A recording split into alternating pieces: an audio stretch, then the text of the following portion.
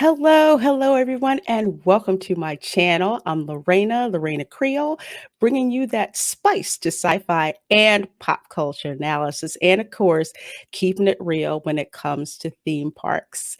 And in this episode of the After School special, I'm so excited to be talking to this guest because I am one of like the biggest Disney nerds for years, and his name online is something where whenever it would pop up, I would pay attention. My fellow Dis nerds would pay attention. So the fact that I have him on the show, that he so graciously accepted my invitation, just makes me so absolutely happy. So you guys are going to have to forgive me if I fangirl out a little bit.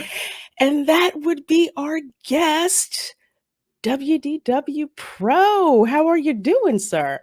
Well, I'm doing even better after that intro. Wow, what a gracious way to bring me into this. And I'm looking also at the various memorabilia items and merchandise items you've got behind you and all the cool stuff that you have.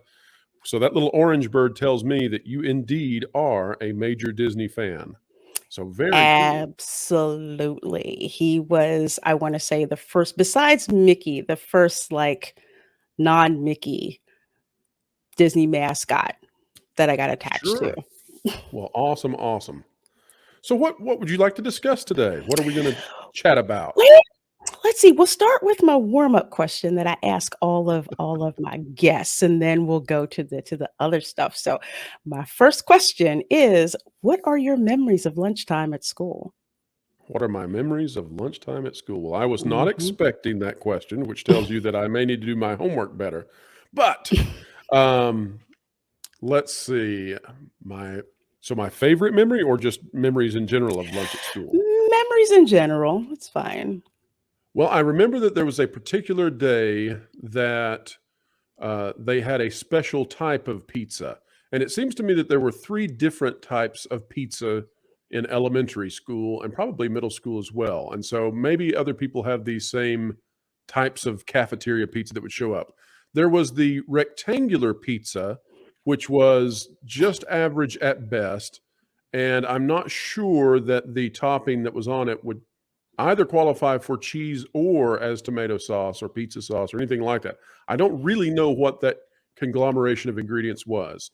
But there was something that was worse than the rectangular pizza, and that was the octagon pizza. I don't know if you had that, but it was like a tostada pizza. No, I've never had that one. That was unpleasant. But on Fridays, they would have your normal jumbo pizza slice, and it had pepperonis that sort of flipped up on the sides, and those were good times when you had the regular pizza slice. So I remember that about having lunch in elementary and middle school.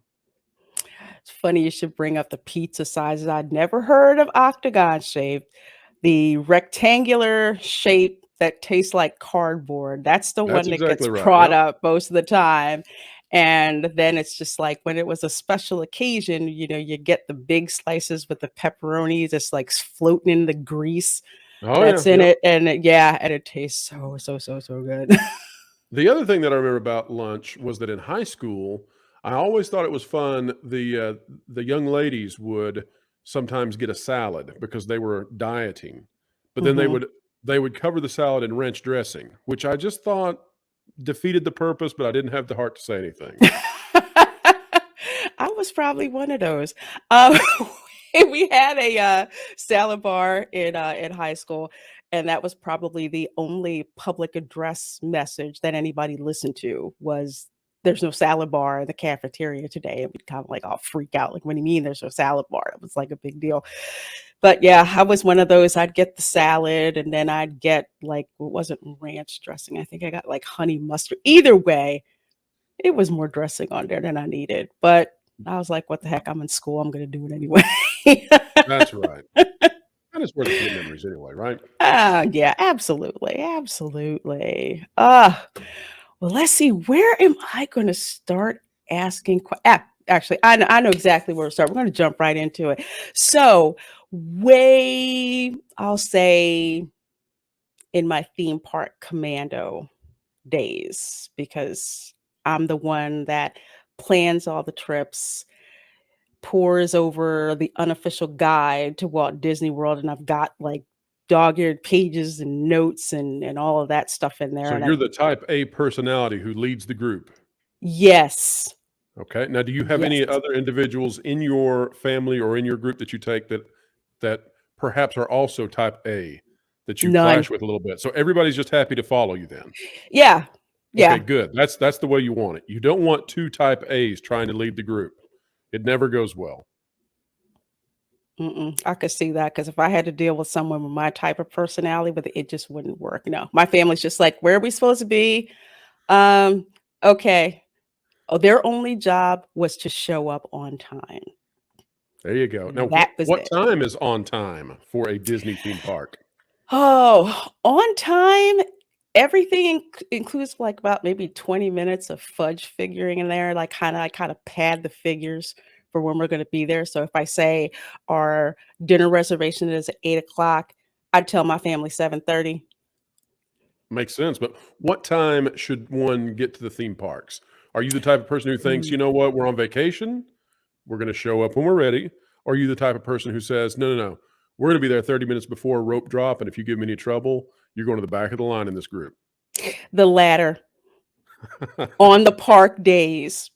On our off days, I'm like, I don't care. In our built-in pool, futz around the resort days, you can get up. I don't care what time you do. That's fine. We're just kind of futzing around for that day.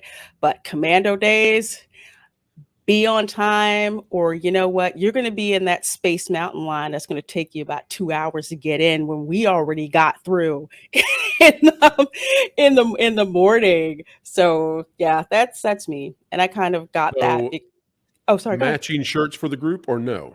No, Okay, good, good. nah, You don't want to go I too don't. far with that.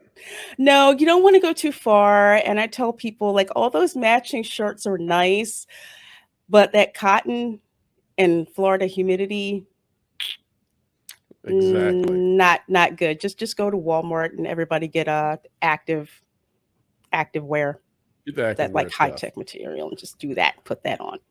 So now of the resorts on Disney property, which ones are your favorites? What are you good with? Oh, what category we're talking about, or in general? Well, just in general. In general, I would say I have two. One would be the Polynesian. That's a Always, popular vote there. always have loved the Polynesian. Ever since I was a kid, my parents couldn't really stay there. I'm like, okay, one day I'm going to stay at the Polynesian. So that was like it. And once I started paying taxes, I said, let me try to look at a, at a That's cheaper right. resort just to check it out. And that would actually be Pop Century. Yeah, yeah. There's nothing wrong with Pop Century at all. I absolutely love it. You know, all of the larger than life character, figurines that they had, the way that the theming is absolutely insane. The location was great. When Christmas, we stayed there, and it's like we got off the Magical Express when they had the Magical Express, Hmm. and they had a Charlie Brown Christmas playing. And the cast members were out there in like golf carts with tinsel on it, and the kids had like chalk and were drawing. And they had, I think, one character that was actually in the lobby dressed up in Christmas garb. I can't remember which one it was, but they had like cookies and lemonade. I'm like, wow. And this is at a value resort. Granted, this was many moons ago, but Right. yeah, those are my favorite. So I'm a fan of the split stay where you do the commando stuff for like 5 days and then go over to the Polynesian and then just veg out for the rest of the trip. Yeah, I understand that. Now the Pop Century now has the Skyliner, so there's an extra bonus to staying there. Yes, yes, So I there can see that is. definitely being a high note. For me, I think Port Orleans is up there. Ooh, which one, French Quarter or Riverside? Well, French Quarter only because there's far less walking to do. So if you Mm. stay at Riverside, there's more terrain to transverse, and then beyond that, Animal Kingdom Lodge is fantastic. Of course, Oh, yes, it is. I think Boma is one of the best restaurants at the Walt Disney World Resort, especially for families. And a lot of people don't realize this either. But as prices have gone up across the resort for various food items in all of the Mhm. restaurants, the buffets have actually become one of the best values out there. So the buffets at Disney at one point were extremely expensive in comparison to buffets Right. outside of Disney, but now they're not quite so ludicrous anymore. And so we added it up the last time me and a group went to Boma, and Mhm. a gentleman said, you know, if I had this amount of food at any of the other restaurants, and he had gotten like a third plate of prime rib, he said, you know, this would be well over $100 at this point. And you know that makes a lot of sense if you say, well, okay, we're going to do a buffet at Disney, Mhm. and we're going to skip one meal. So we're going to grab a snack, but we're going to skip one meal that we would normally do otherwise, and we're going to do a buffet. That tends now to be the more economic decision that you could make as far as food goes. Yeah, it's funny you should mention that because I finally got to try the Wilderness Lodge no, the Whispering Canyon Cafe, which I Yeah, had never tried just because the whole Wilderness Lodge looked like Pennsylvania. So I'm like, why sure, do I want sure. to go to a resort that doesn't look like that? But now since I've been living in Florida for a while, I'm like, okay, let me go and check it out. Gorgeous on the inside. We go into the Whispering Canyon Cafe and could not believe it was like only $30 for Yes. basically an all you can eat skillet. And I'm just like, I haven't paid this cheap of a price to eat at Disney in a long, long, long time. Yeah, and Wilderness Lodge is a great place to just visit anyway. You can always send the kids to try to follow the water, you know, that comes out of the faux geyser, and let Mm-hmm. them trail down through there to see if they can see where it ends up at. So it's a lot of fun. That's a really cool place. And you'll unlike the Animal Kingdom Lodge where you'll find all kinds of critters behind uh, facades that are actually bars but don't look that way. At the Wilderness Lodge, there's plenty of wild deer and other animals that you'll come across. Hmm. Yeah. Ah, So if you go from there anywhere over there around Fort Wilderness, there are a mm-hmm. lot of deer. There's turkey, all kinds of things that you'll see. Yeah, I'm actually planning to visit Fort Wilderness in a couple of weeks. Awesome. Are you staying there? Are you going to go do the whoop de doo or? Um, no, not doing the hoopty doo this time. I'm actually going to try the Trails End Oh restaurant yeah, because I've never been there, and then kind of drive around and look at like all of the RVs decked out for Christmas. That's like yep. such a cool thing to like drive It around is it up. it is very cool. And the Trails Inn. So the fun thing about that restaurant is that it's sort of a trick that you can leave the Magic Kingdom by boat, go Hmm. there and get, and I don't know what their current price is after the pandemic, but it was somewhere around $20 to $25 for all you can eat. Now it's not as high quality as some of the other buffets, and it Hmm. definitely trends more Americana. So it's French fries, it's chicken nuggets, uh, hot dog kind of things.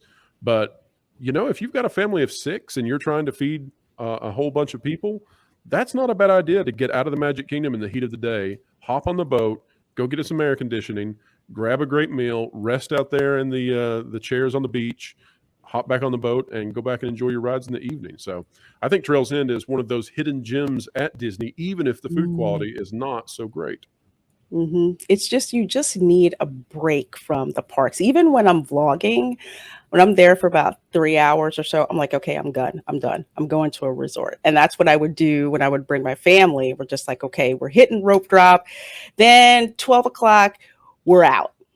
So Right. we would go to one of the restaurants. Like we would go to well, usually we like to go to Kona. So we'd go to Kona, or we Hmm. would go to the Grand Floridian Cafe. I mean, it's lunchtime, so it's not dinner prices, and the hotels are just so much calmer than the pandemonium that goes on at the Magic Kingdom. That's my favorite park, but it's also the craziest park.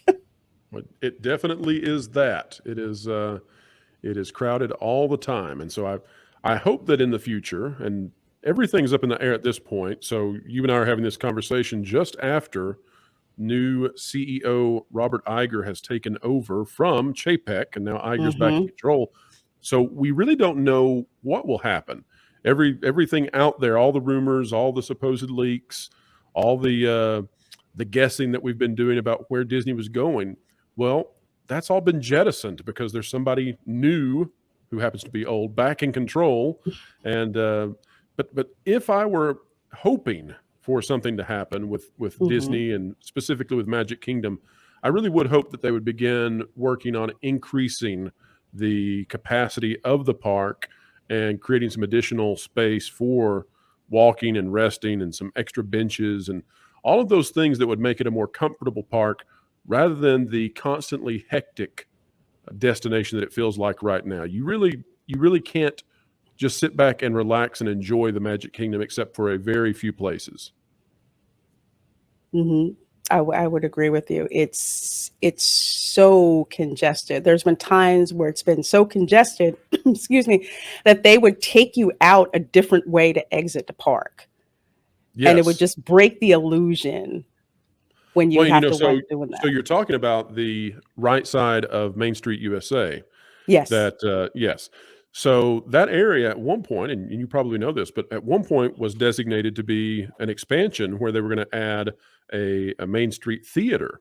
And so that, although that was Mm, jettisoned, it's not completely gone. So those documents still exist, and I'm hopeful that at some point they will make that be a fully immersive, fully themed extra street for Main Street, and put that theater over there, because that would definitely help with congestion, specifically after the fireworks, before the fireworks. It, it, mhm. it, it can almost be dangerous, and that's been something that's been going on for decades now. Where Yes. you think about it as an adult, and it can be very claustrophobic. But if you're a 5-year-old, it's a little bit scary when all the pushing and shoving takes place after the fireworks, and everybody's trying to get through the turnstiles to go home. Mhm. Absolutely. Because when I would go, excuse me, when I would go with my family after the fireworks, we were just like, we're not going anywhere. My sister's like, "We're not going to the car." I said, "No." We did that when we were with our parents like years ago, and that was so scary with everybody trying to exit. We're like, "No, we're not leaving. We'll just sit here and we'll walk around the park and That's then right. leave." La Familia La Reina is staying for the kiss goodnight, so Yeah, they're staying the exactly. whole time. The whole They're going time to I'm have to like, walk you out of there. "Yeah, All yeah, right, we're the ones." where do you kick back to watch the crowds exit the park? Oh, man, we actually go to Adventureland. We, like, we sneak out past, like, the Crystal Crystal Palace. Palace, Hmm. and we just go into Adventureland, because we tried to get on Pirates of the Caribbean to get that last ride. We've kinda Sure. done that, so we kind of go over there where people really aren't trying to go. So we just go there, walk around, sit on the benches that are over there. We do not try to go near the castle, like, at all. But most people don't go over to Adventureland. They have, like, all those, benches and everything that's there, and it seems like a ghost town Oh, it after the definitely fireworks is. You're are right. over. Yeah. Have you ever thought through? I know some people do this, where they imagine where they would try to hide and camp out at the Magic Kingdom if they wanted to stay the night. I think Adventureland is Mm, probably your best bet. Now, obviously, that's not going to happen because you are going to get caught. So right. don't try it, any of you out Don't there. try this, folks. But if you were going to try it, I have a feeling. I have it on. Well, let's just say I've got a feeling. We'll stay with that. I've got a feeling they might not check the Swiss Family Robinson treehouse every single night. You Just must be saying. reading my mind. But I also don't think it would be a comfortable stay. I think you would be rather miserable and regret it the next day if you Yeah. managed to pull it off, which you wouldn't, because at daybreak they're going to catch you. Yeah. Yeah, they are. I'm trying to think what other nooks and crannies there might be. I guess you could hide. Hmm. Boy, this is a bad. Maybe I should get off this topic. Do you want me to keep going with this? Where you Oh, would no, hide keep if you? keep going, because I 'cause I'm trying to figure out if you're gonna think exactly what I'm thinking. Go ahead. Well, the northern tent in Storybook Circus. If you went to that most northern tent that's basically now used as an iPhone and Samsung charging station. If you went there and went to the right of it, to the right of the Mhm. entrance and hit out there, you might get away with it for a number of hours. Where else? What about Tom Sawyer Island?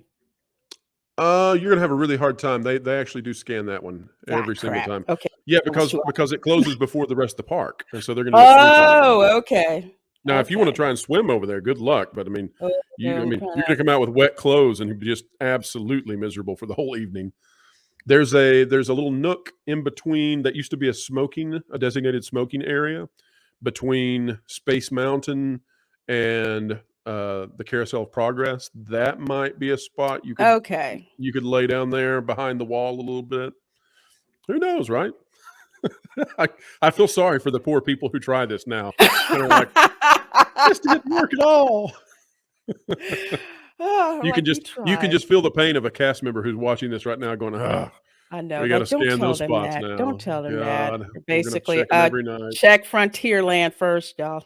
Check That's right. Adventureland second.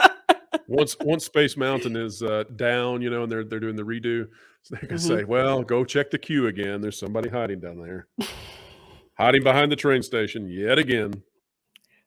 It just amazes me with the things people get caught with that at Magic Kingdom. I think like my favorite story is people who will take the ashes of their dearly departed and try to dump them in the haunted mansion.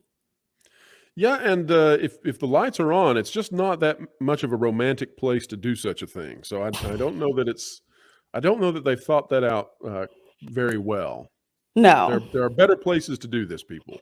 Yeah, but not the haunted mansion, okay. Not the haunted mansion.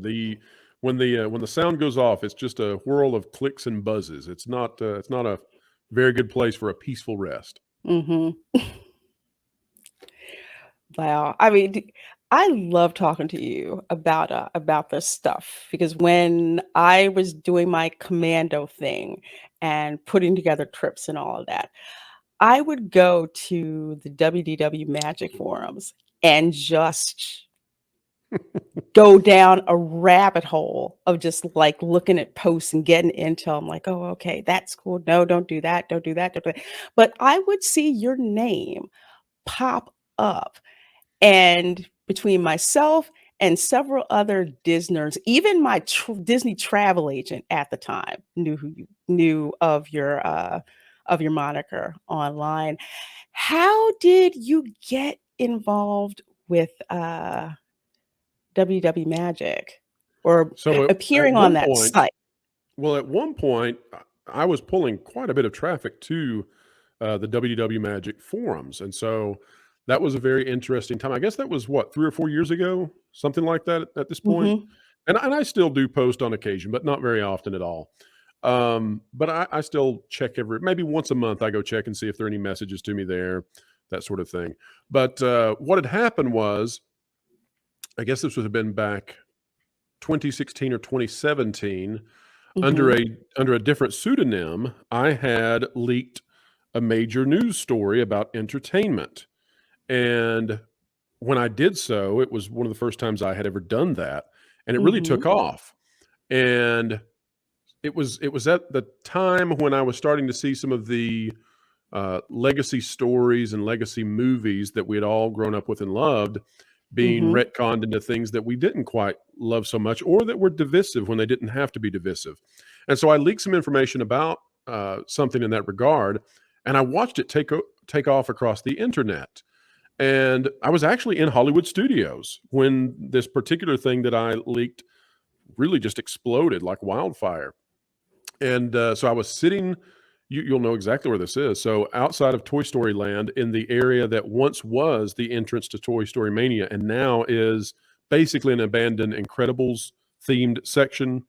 You know where I'm talking about? Hmm. Yeah. Okay, so I'm sitting on a bench there, and I've got a family member who is sitting with me, and I don't remember. Maybe some others were riding the Slinky Dog ride, or whatever the case might have been. Hmm. But I just pulled out my phone and I showed this family member and said, just look at this. This is crazy. That I generated this, and now it's everywhere, and everybody is talking about it. And the other crazy thing about it was that I thought, okay, so that's happening, and it's good that it's happening. It's not like I mean, I didn't break any NDAs or anything. Hmm. Um, I just have an eclectic group of sources that I've acquired over the years, but it was good because it was the truth, and the truth, it was important to get it out there because there was a bit of manipulation in the media that wasn't really telling the truth about some things. And Mhm. so, and the reason I'm not going into more details because I don't want people tracking down what the pseudonym was, and then that's another rabbit hole. Absolutely. But Yeah. so anyway, I was sitting there on the bench and I showed it to the family member, and this person said, "Well, if you can do that, that's a really neat thing, and maybe you should do more of it." And so I don't want to brag or anything, but I'm a successful person outside of what I do with this kind of thing, and so I'm not really interested in fame necessarily. Clearly, I mean, otherwise we'd have a webcam on and we'd be doing the whole thing, right? But and I'm not saying that people who do that necessarily are interested in fame, um, but I guess that what happened after that was I was looking for an avenue where I could essentially tell the truth about entertainment. And I wanted to do it in a way that would sort of take on the falsehoods that were beginning to be formulated by the big corporations. Because what was happening in that decade, in that mid area of that decade, was that corporations were learning how to fully control social media. And so what they were doing Mm. is they would, I'll give you an example.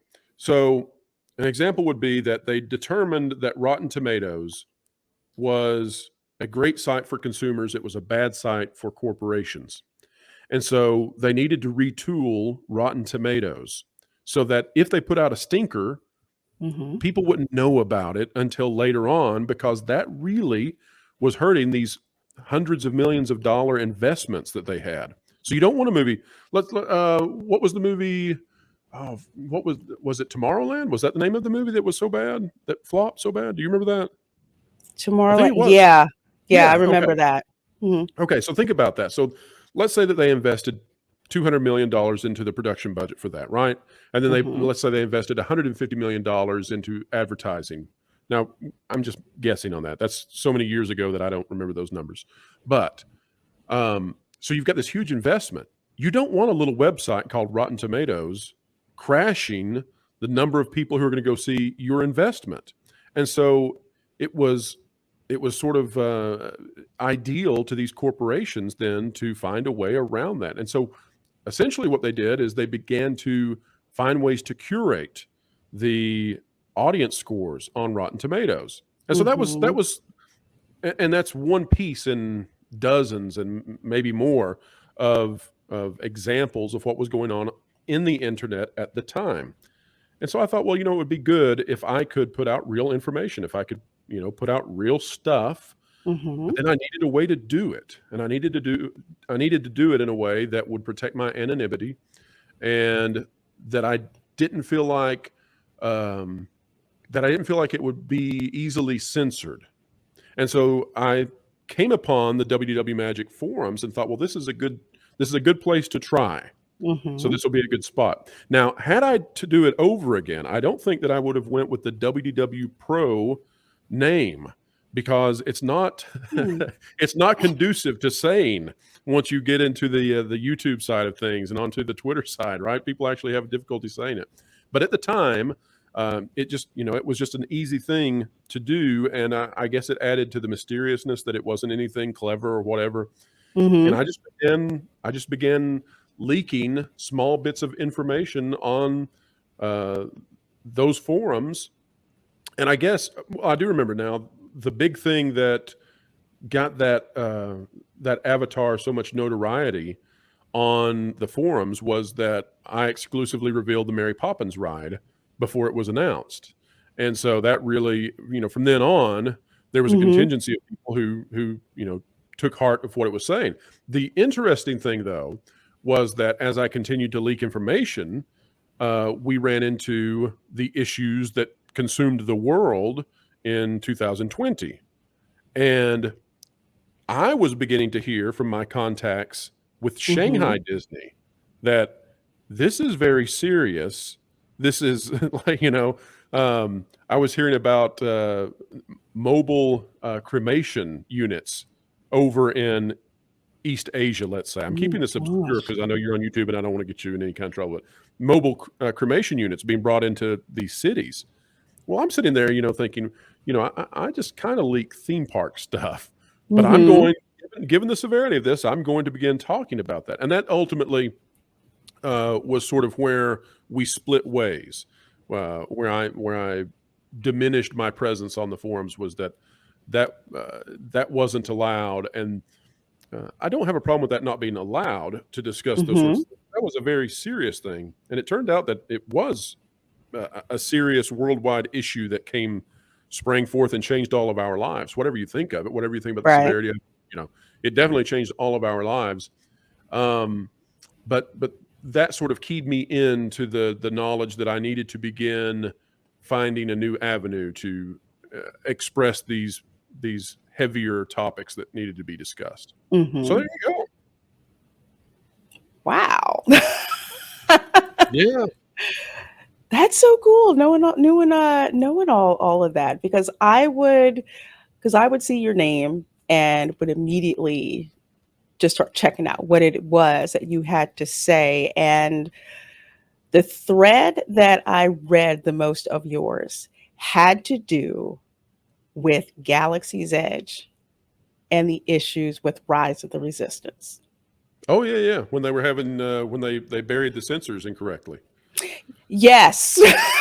Yeah. Oh yeah. And yeah, that was a really exciting time to be reporting on some of that stuff. So one of the funny things about Galaxy's Edge is just the convoluted way that it came to be and how poorly it was executed on a number of fronts. So on one hand, Galaxy's Edge was poorly executed because they were determined to clone the two expansions, both at Disneyland Resort and at Hollywood Studios, but they don't Hmm. match. So the footprint doesn't match. And so at one point, the idea was that you didn't have to make them match. They didn't have to be the same. And Hollywood Studios could actually be so without a visual aid, let me see if I can explain. So currently, where the cast parking lot is for Hollywood Studios, that's Hmm. much closer to where the hotel is now, the hotel that they cannot fill.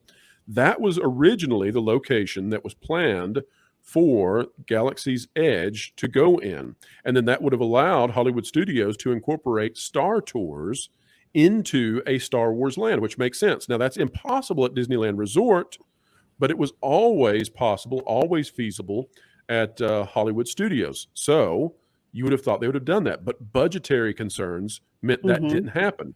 The other thing was that Imagineers had actually planned out all sorts of rides and attractions and things to do in a Star Wars land that would have celebrated all of Star Wars.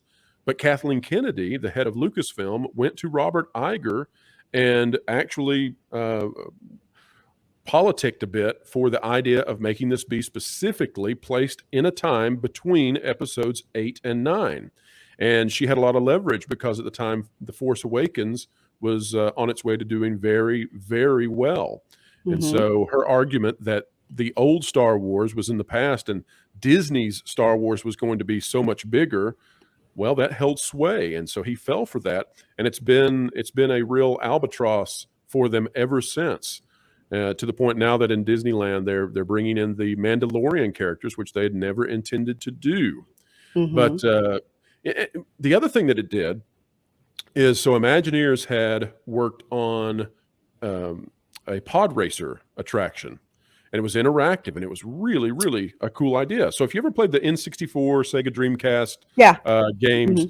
okay, so it's the same idea, and you control it in the same way that you control like a Bobcat construction piece of equipment, right? So or like a zero turn mower, let's say. So the right handle and the left handle control the two engines on the sides, and you manipulate Hmm. those to go left and right, faster, slower.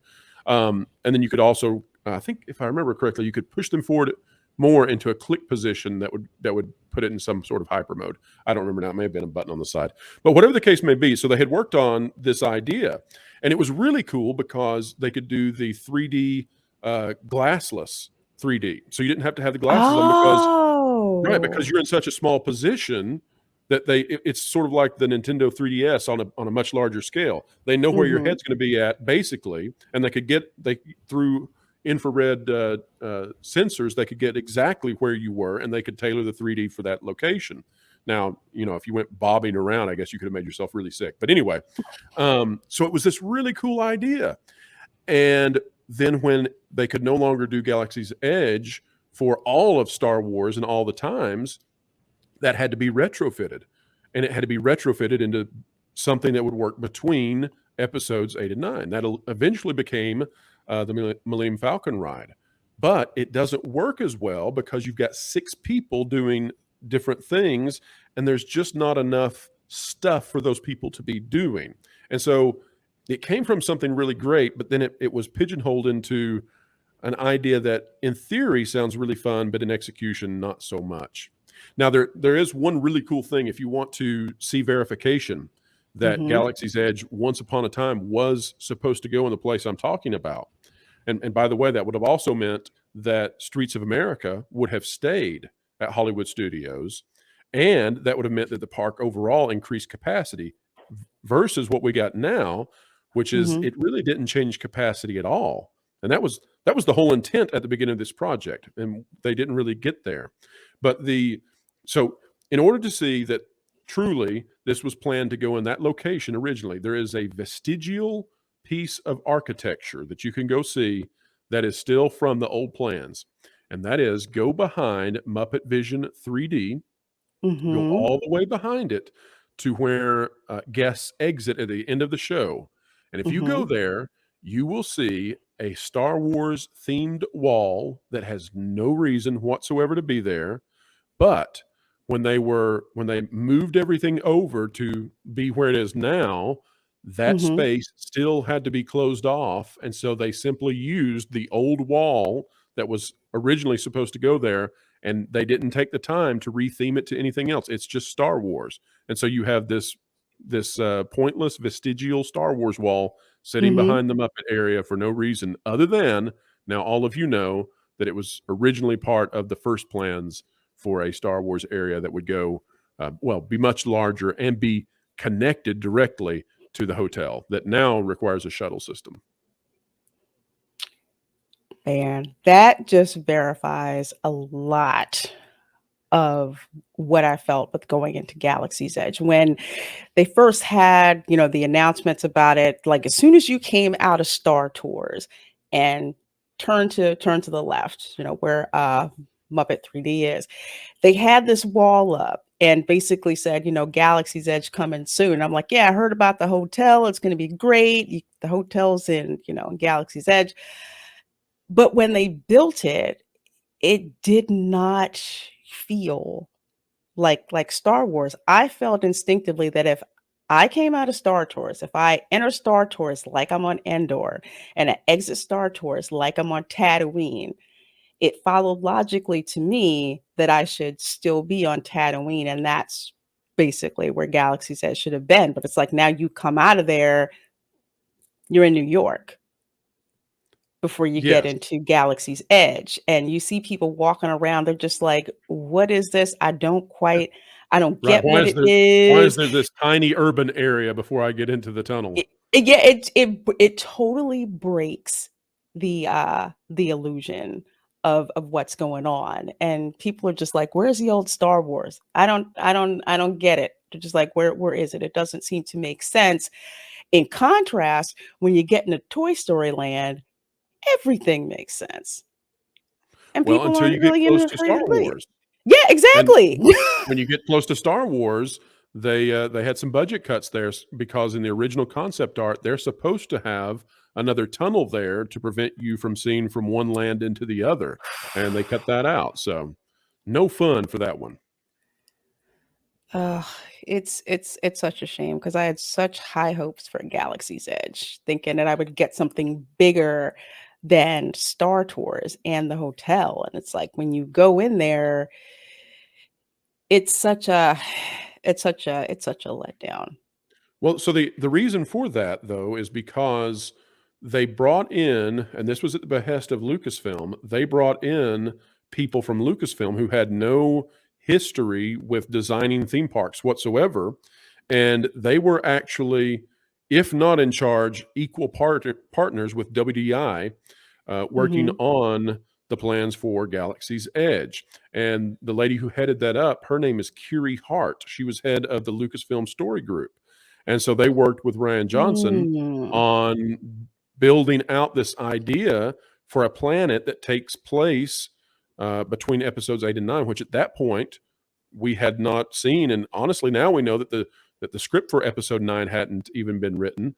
This planet we had never visited. And so you can imagine how the Imagineers were confused about what to do, because they were being told to create a land for which there was no source material and for which it Mhm. was all sort of theoretical anyway.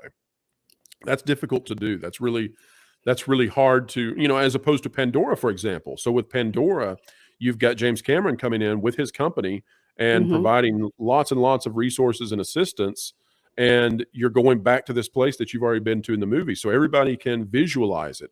When you're going to a planet and a time and a place that doesn't exist in canon, it's really hard for the Imagineers, especially when they're not the ones in control of it, and they're being given directions from Mhm. a group of people who don't have any background in theme park design. No, because as a theme park enthusiast, it's like when I go to a theme park, I expect for that vestige of pop culture to become reality to me. It's why when I go to the Wizarding World of Harry Potter, I feel like I am literally in that world. Everything lines up, flows as a theme park should. Galaxy's Edge, I don't get that. And it's such a disservice to people who love theme parks, or even people who are just visiting, when they think I'm going to basically get dropped into this world, and you go to Galaxy's Edge and you're dropped into this world that you're not sure exactly what it is, except that it says Star Wars. I think most people are expecting to get sort of the John Williams fanfare, kind of the trumpeting and all that as you go in, and instead they get strange alien cricket noises coming from Yeah. inside of exotic-looking plants, and they just don't really know what to think of that. It doesn't scream Star Wars. No, it definitely And does not. and, so Disney, though, to their credit, the Imagineers had originally planned that there would be far more live actors in that space to sort of flesh this out. But that really has never manifested, in part because they're spending so much on having cast members portray real characters at the Galactic Star Cruiser. Now, I don't know what Disneyland's excuse would be, but there's just not there's not well, you would at least expect to see droids everywhere, right? You would expect to see aliens. And there are no droids and there are no aliens beyond just a few props and very basic animatronics. I mean, we're talking the most basic you can imagine. But as far as live actors and interactive elements, that's really missing in that area of the park, which is sad. It would have been really cool. It really would have been. One of the things that I liked so much about Star Tours back in the heyday, and I actually remember this, they had like the Jedi apprentice training that they had going on. When Darth Vader would walk out with his stormtroopers, people lost their minds to see that going on. I'd go into Star Tours. Sometimes you'd have the stormtroopers walking around, sometimes just stationed like right there as you were walking in. When I brought my family one year, my nephew was really being a pain in the butt. And the stormtroopers were walking by, and I said, you can take this one with you. They stopped, came over, and looked him right in the face. And my nephew never forgot that. He was just like, Instant "Auntie, that was attitude so adjustment. cool." Yeah. And some of the bloopers you get out of those Darth Vader interactions with kids are just great. That's YouTube gold, by the way. Oh, yeah. Especially the one where he's, dancing to "You Can't Touch This." That's to me, that's just absolutely hilarious. I love that. I show that clip to everybody. Easiest marketing in the world for Disney. That and Turtle Talk with Crush. They're making a killing off those. Mhm. Absolutely. So let's talk about, your website a little bit, that Park Place now. Tell us a Sure. little bit about this. I'm actually going to share the screen so folks can see this, and I'm actually going to be dropping a link in the description box so you guys can check this out. So, what was the genesis of that Park Place? Well, so that Park Place was sort of the idea was that after I had finished up my tenure with Clownfish TV and Pirates and Princesses, we were looking at a way to continue disseminating the type of information that I wanted to get out there. And Mhm. I wasn't sure that I wanted to go directly into YouTube. And part of that is because there are certain topics that you can't really go into on YouTube. And also the rules aren't always clear as to, what you should do or what you should not do or how the algorithms work, etc. And Mhm. so there was a group of people that were interested in doing a website such as this, and uh, they happened to get in touch with me and say, by the way, would you be interested in joining this? And if you did this, it would bring instant notoriety to what we're attempting to do. And so we agreed to it. For about 14 months, we had exponential growth at the site. Now, in the last 2 months, we've had some significant issues. And Mhm. part of that has been that almost instantly, well, this is a really interesting story. So after we leaked that not Harrison Ford, I'm sorry, Hugh Jackman. After we leaked that Hugh Jackman was in talks to reprise his role as Wolverine for the MCU, and Mhm. we did that, I don't know, a week or 2 weeks ahead of when it was announced publicly. Um, in fact, I'm trying to remember, did we announce that before D23? I think we announced it immediately after D23. But anyway, so after we came out with that leak, there were two actions that happened within hours. Mhm. And the first action was that the That Park Place Twitter account was permanently suspended without any reason. So that it just, boom. And then Mhm. within hours after that, we began to not be able to access that Park Place. And eventually we would find out that we were under some sort of malicious DDoS attack, low level, that was Denial happening. service. Yeah, happening to our articles, not our homepage, but our articles. And so we're still working on getting that resolved to this day. We've Mhm. done some stuff to get that fixed, but luckily our writers are still there. Ownership's still there with the website, and we're hoping to get that completely resolved either later this week or next week. But it's been a journey realizing that you really can't get some of that big info out there without major pushback. And sometimes you don't even know who the one is that's doing the pushing. But I will say this. So it was a great coincidence that Elon Musk then purchased Twitter, because at the same time that Park Place was banned permanently, and again, without Mhm. cause, we thought, well, there's a way around this. We had a contingency plan because we always thought, well, there is a small, like a 1% chance that we would get banned on Twitter, because Cameron Pasha, who also is a Hollywood leaker, Mhm. he was banned without reason. And so there Yes, was I know always this thought, Cameron. yeah, there was always this thought that, well, that could happen to us. And so here's what we'll do. And so we thought, okay, if that happens, then all of the stuff that we do for that Park Place will go over to a new account called at WDW Pro. And then, you'll just use your avatar to run our articles there and do commentary, etc. And Mhm. so when that Park Place went down, we took a few days because we didn't want to be accused of anything. We didn't want to, and then we went to generate at WDW Pro, and it was immediately banned. So like it had Oh my it gosh. almost certainly had to have been programmed into Twitter that as soon as that account was created, it was Mhm. instantly banned. And that was one of those moments where you look and go, wow, somebody really doesn't like us in San Francisco. So once Elon Musk, then it was the week that he was going to purchase Twitter, and we knew it was going to happen.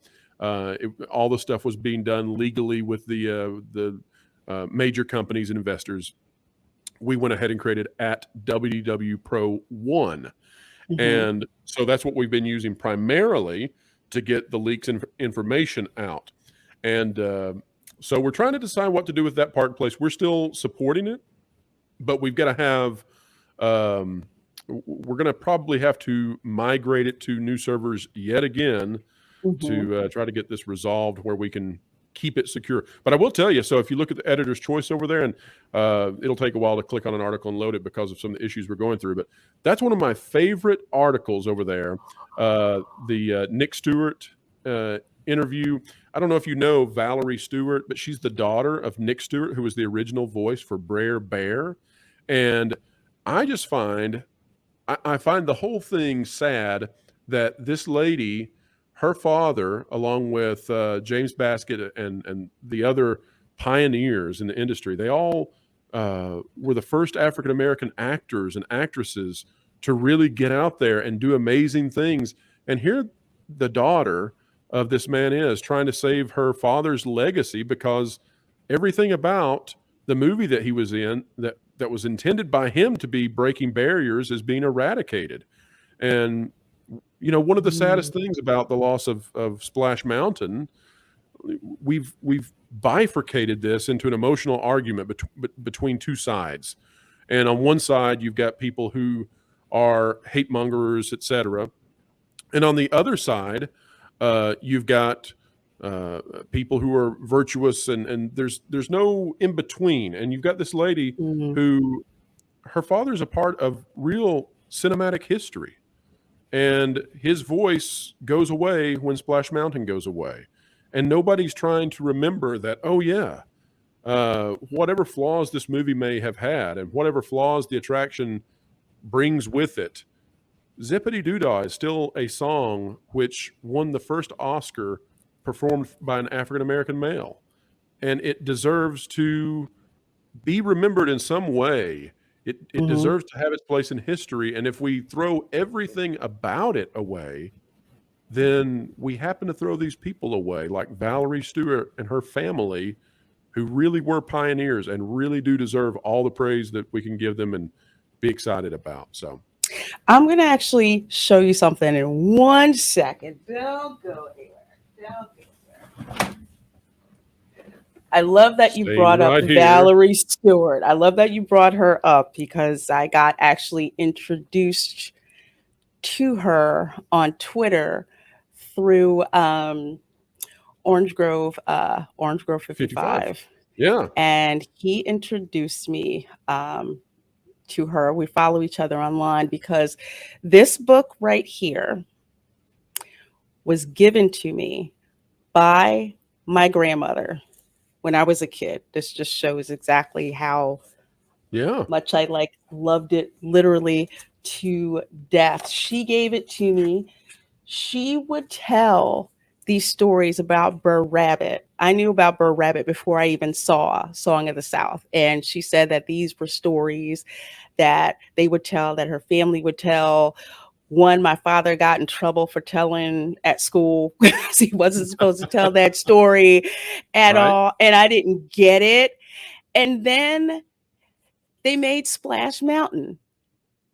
And then I finally got why Burr Rabbit didn't want to be thrown, in the briar patch. But I every time I would ride Splash Mountain, I would think about this book.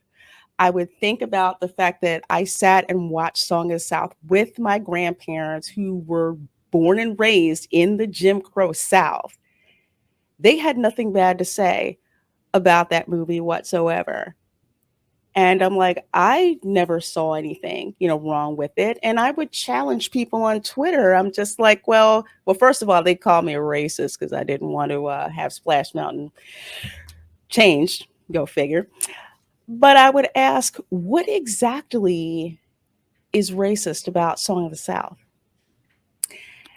Well, it's And if I here's got the an thing. answer, it was, oh, it's because, of how Uncle Remus talks. I said, well, Uncle Remus talks like my grandparents spoke. So you're Right. trying to tell me my grandparents are racist for the way that they spoke? I mean, this is exactly the type of dialect that they used. So I Sure. don't understand why some people are being offended just to be offended, or offended on behalf of people who didn't even ask, or the fact that you've got this removal, and that's the part that hurts the most, this removal of authentic Black American culture, not just Black American culture, but also Caribbean American culture as well. These Burr Rabbit stories, these Burr Bear stories, these Burr Fox stories are told, and it's an oral tradition. You're replacing that with what I call an IP that does not have nearly as much as the rich African American experience or Black American experience than you have with the Burr Rabbit stories. So it's really sad. I hope people learn more about Miss Stewart. I would love to interview her because I'm telling you, when I tell you that I wore the pages out of this book, reading, reading all the stories, having my sitting there with my grandmother reading the stories. It is a piece of Americana that is going to be lost, and I really can't see how anyone is it could be okay with that. We've reached a point where just 20 or 25 years ago, Ray Charles was singing Zippity Doo Dah, and it was a song that was reverential of the mythology you're talking about. And it was a celebration of the people and the pioneers in the African American community who had risen up in society and overcome all of the oppression that they had faced throughout centuries. And Zippity Doo Dah was this optimistic celebration, and there he is singing it. And we've went from that to now a point where somehow a group of people have declared that it is no longer, it's no longer acceptable. And so they're removing it, stripping it away from the Disney catalogs and playlists and the soundtracks and the background music of the parks. And it's essentially being banished. And it's amazing to watch that happen in 25 years. The other thing I would say, too, first of all, is that if you were going to make an attraction for Tiana, you really are making something lesser than could be and getting away with it for the most part, because Tiana deserved to have her own original attraction. Now you're retrofitting her into a Louisiana themed attraction, but Louisiana has no mountains. It has no hills. None. And None. so the other thing too is that if you look into the mythology of these Brer characters, now nothing is perfect and nothing is pristine. And everything goes through these different cultural lenses until it reaches pop culture. And so, if you were to look at Snow White, for example, the Snow White that we have distilled to us through the animated feature and through the other things, the other pieces of media that Disney has produced since, that's not the Snow White of the Germanic origins. It's not even close. It's a Disney-fied version of that. It's Hmm. much cleaner and less barbaric and all of those sorts of things. And so the Brer characters are also Disney-fied, and they also went through an additional cultural transition that perhaps pulled them too far away from their original mythology. But Disney would have been wise to go back then and celebrate their original mythologies, because the Brer characters are archetypes brought over from authentic African folklore. Brer Rabbit is the representation of a young African male who continuously outsmarts his oppressors. Hmm. That's the story. That's why he wants to be thrown in the briar patch, because his oppressors are too stupid to realize that rabbits live in briar patches. So he has Hmm. no problem surviving in there. And so when we eradicate those sorts of things, then rather than going back and saying, you know what, this has went through too many filters, we're going to get back to the original. We're going to celebrate the original African folklore, and we're going to try and do it with authenticity. Instead, we're taking this giant eraser and we're just taking it out, and we're not paying attention to everything that is connected to it. And the things that are connected to it are extremely valuable. Whether it's Zippity Doo Dah, whether it is James Baskett, whether it is the Stewart family and their legacy, Hmm. or so many more pieces that are connected to this.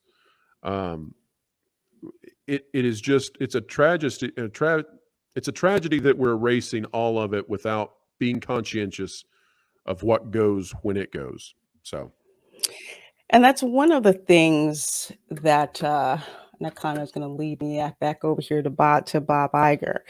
Because when I hear him talk about quote unquote diversity and inclusion, to me, that feels like lip service. Because you're telling me that the diversity that was already there in, Song in the South, in Splash Mountain, that's not enough? Or is it the wrong kind of a diversity? Is it problematic, to you? So when I hear Bob Iger talk about those things, to me, it seems like he's talking out of both sides of his mouth. What is his real angle when it comes to diversity? Is it just, it seems to me, is that it's diversity in name only, or diversity so Well, long as it fits one of our IPs? well, they're stuck. They're stuck because at some point Robert Iger came out and condemned not Splash Mountain, Song of the South, and said that it would never be released or that it was unwise to release it. And so they've been stuck with the legacy of that statement ever since. And so here's the thing about Song of the South. I can definitely see where someone would think that is flawed.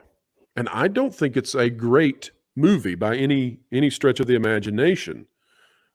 However, what is so odd to me is there are movies in Disney's repertoire, in their portfolio, that do have elements which are flat out wrong.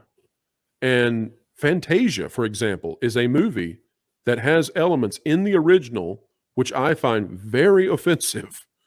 And those were just edited out. And then they kept Fantasia and it continues on like always. Mm-hmm. And I don't understand, other than Robert Iger having made a faux pas at some point, I don't understand what the calculus was that determined that Song of the South would be the thing that would be completely unacceptable and had to be banished, where these other properties that do have truly offensive things in them would just be edited so that it was in the memory hole and you would never know that this stuff was in the original screenings. Makes me wonder. It really It is odd, does. isn't it?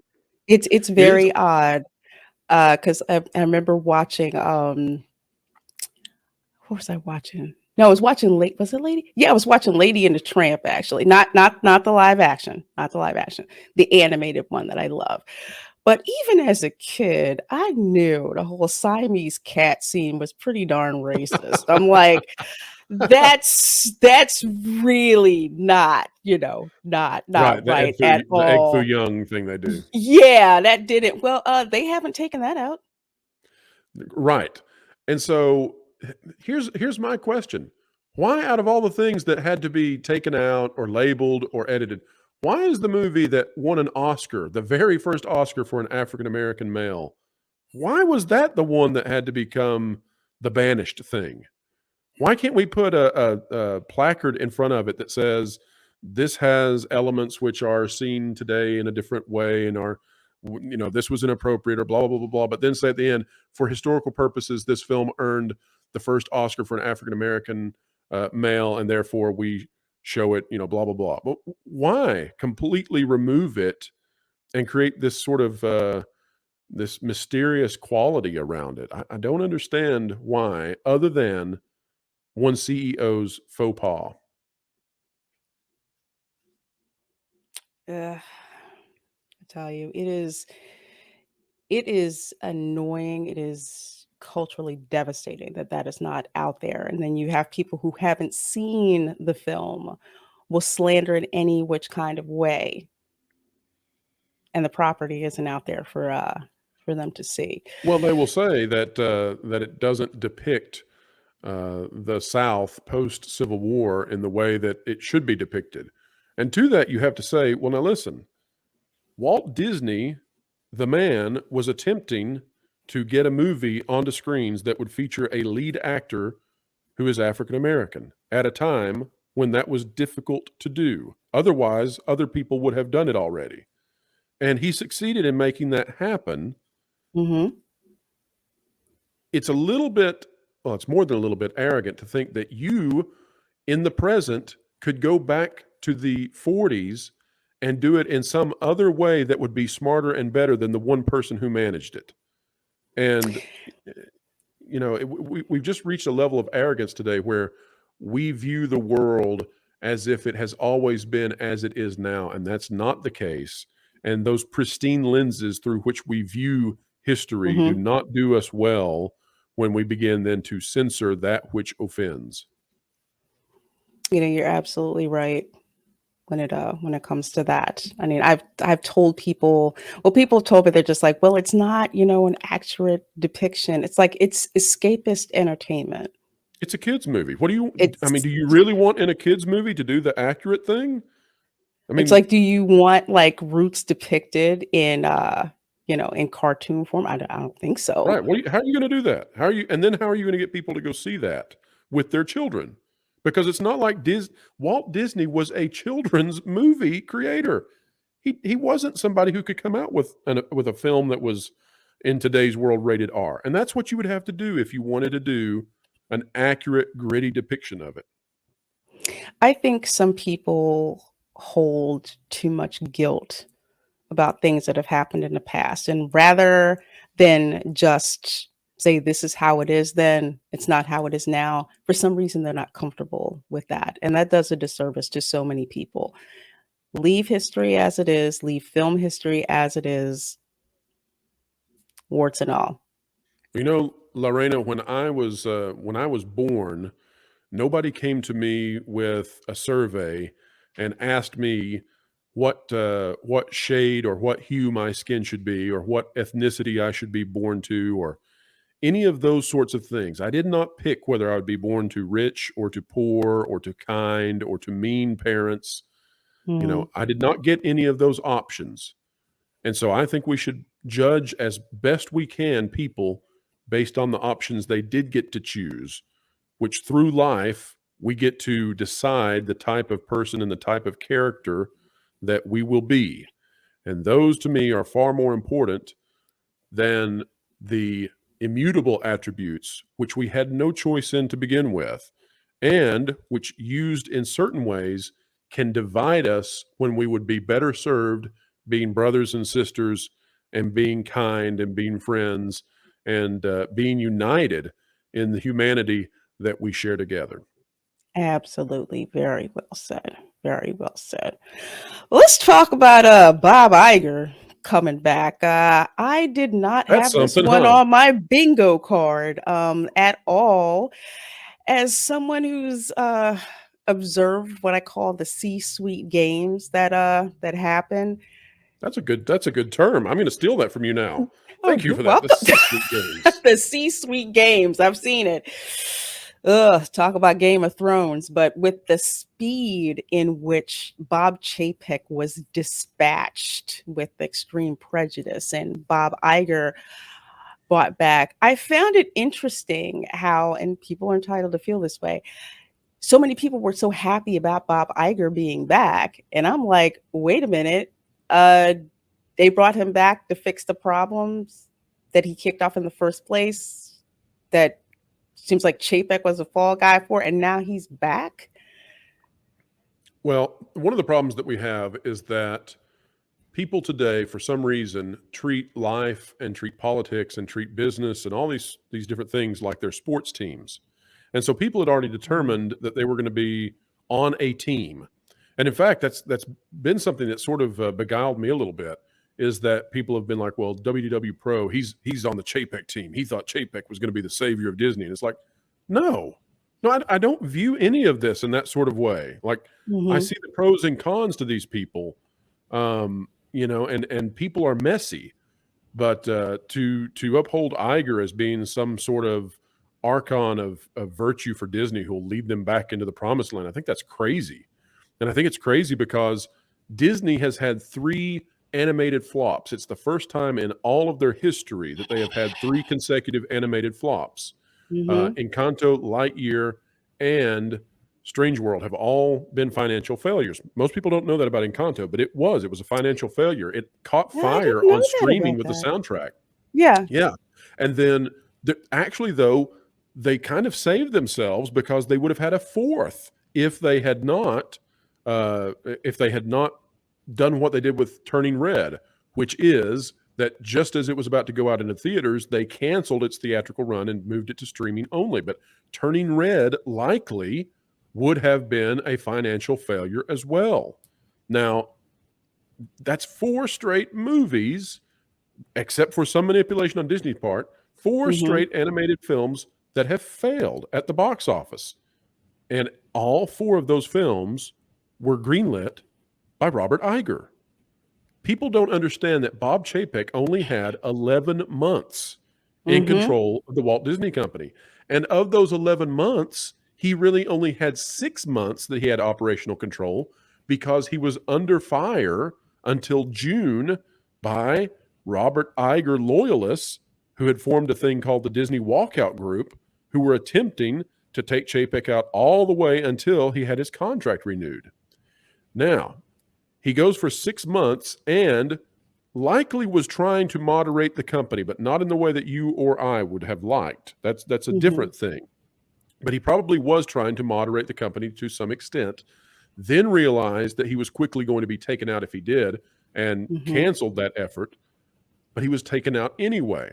Now, the interesting series of events that lead up to that are that he goes into a earnings report for the fourth quarter and for the full year prior. It's the summation quarterly report. And so he goes into that with Christine McCarthy, the CFO, Chief Financial Officer, and they talk about the cuts and the hiring freeze that are coming to Disney following the worst performance of Disney Plus in terms of financial loss so far, although it was supposedly going to come out of that in the next quarter. Now, he almost certainly had to have had the support of the board in order to give all of those statements to the earnings report and to the major institutional investors.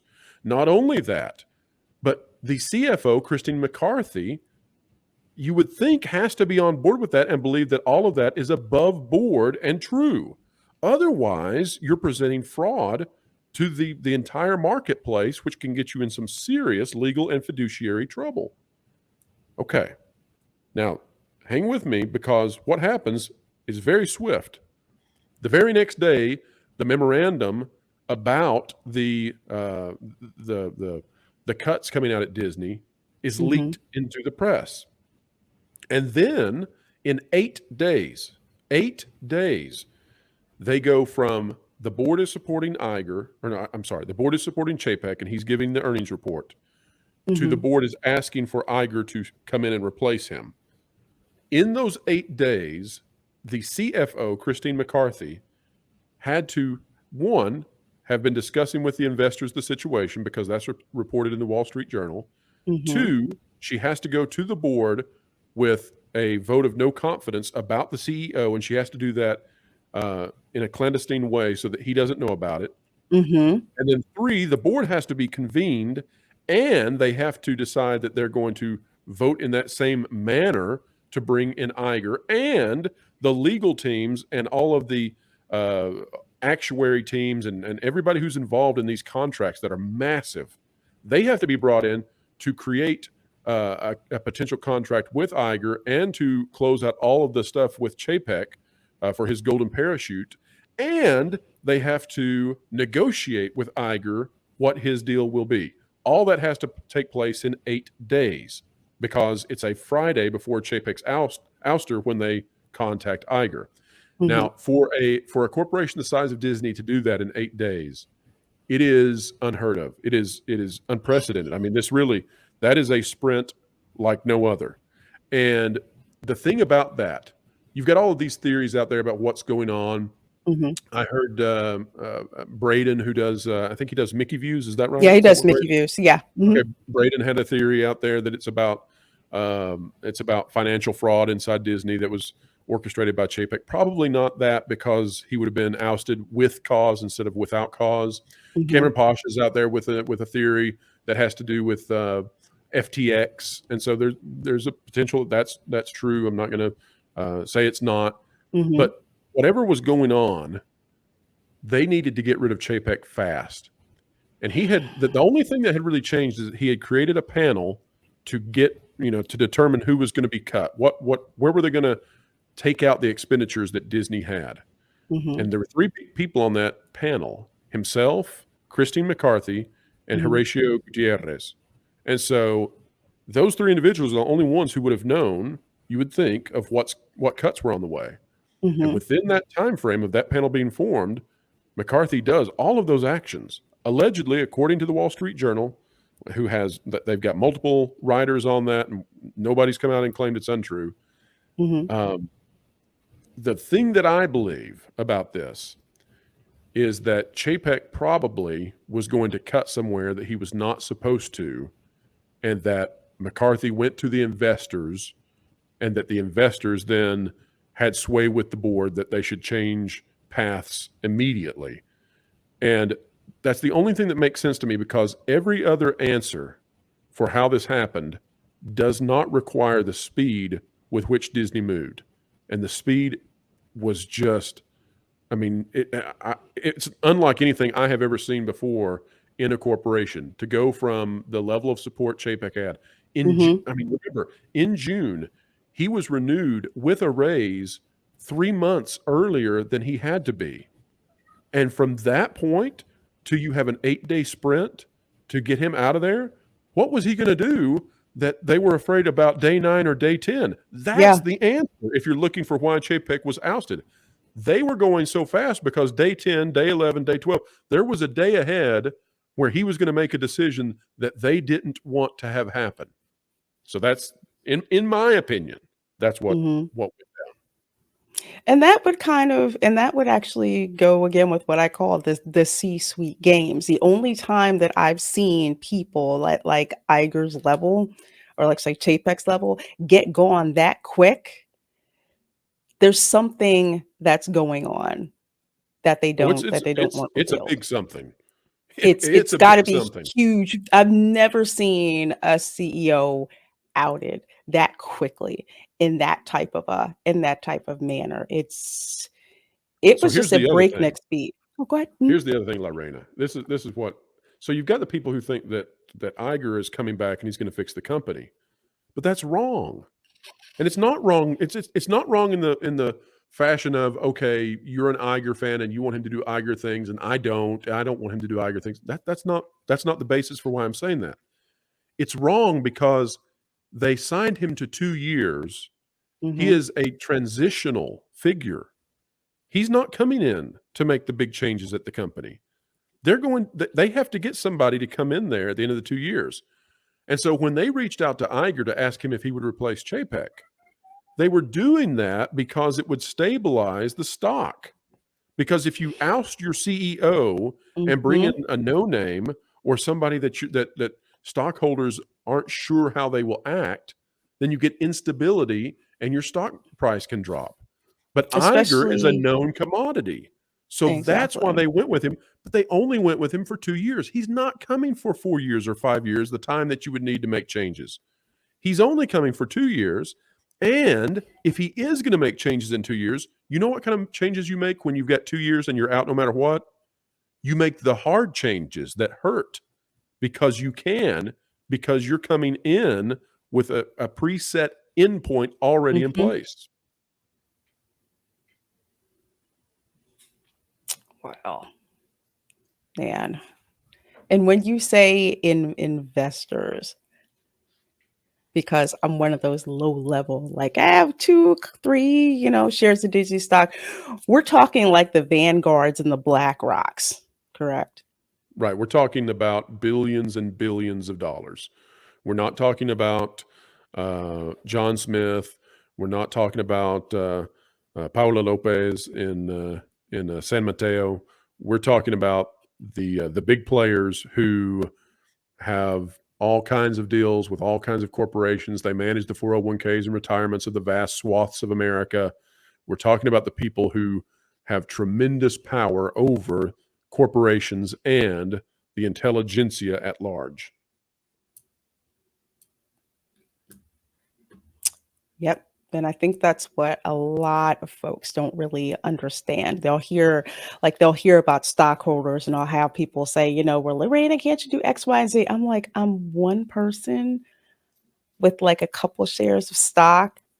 what I vote is nothing compared to like the Vanguards and the Black Rocks that hold immense amounts of stock. Well, Lorena, think about it this way. So, when people ask you that sort of a question, or when they pick an Iger or a Chapek as if it's some sort of sports team that you go hoorah for, Mhm. you got to remember that you and I spend far more time on this than most people do, and we have our reasons for doing that. But the average person, if you think about the bandwidth of their day that they can devote to this sort of thing, right? They're raising children, they have a full-time job, Mhm. they go to church, they go to work, they are helping with homework in the evenings, they've got an elderly parent or grandparent that they've got to check in on, take care of, etc. They've got like maybe 30 seconds that they can spend on thinking about Robert Iger took over Disney. And to understand this, you need to spend hours and hours of it. So you got to have a lot of grace for people who don't get it, who are like, oh yeah, Iger's back. Ooh, yeah, that Disney was good. That's an oversimplification by a lot. But it's because most people don't have the time to deal with this. And that's why you and I do what we do, is to Exactly. distill the hard stuff into something that you can easily understand quickly. And then I try to make sure that when I'm doing that, that I stick with facts as best as I can, so that when somebody listens to this, they don't go, oh, well, he's biased. Da, da, da, da. No, Iger is a flawed individual. Chapek is a flawed individual. You and I are both flawed individuals because we're Mhm. human. I know what Chapek was trying to do basically. I know what Iger is trying to do basically. And, uh, it was extraordinary what the board did. And we'll find out, I think, over time, why exactly they were doing that with such expedience. Exactly. Exactly. Oh man, time flies on this show, especially when talking to you, WD Pro, new Well, I Pro. think So that thank means we you. had fun, right? We had so much fun. And that's we really had what you're aiming for. You're really aiming in life to have these kinds of moments where you feel engaged, because then the other things that drag you down, they go away for a while, because then you're focused on something that for whatever reason you find meaningful. And so I really enjoy engaging in these meaningful conversations that help us forget even that time exists for at least a little while. So thank you Mhm. for the opportunity. It's very nice of you to Oh, invite me on. no, you're welcome. You're welcome. And I definitely hope to have you on again soon sometime. I bet we can make that happen. That sounds great. That sounds great. Well, folks, please do subscribe to actually, you can follow WDW Pro over on Twitter, the handle WDW Pro 1. I'll have that listed in the description box in the video. Also, the link to that park place as well. So, folks, thank you so much for watching. Please do hit that thumbs up button. Please do follow the WDW Pro on Twitter, and we will see you next time. Bye. Bye bye.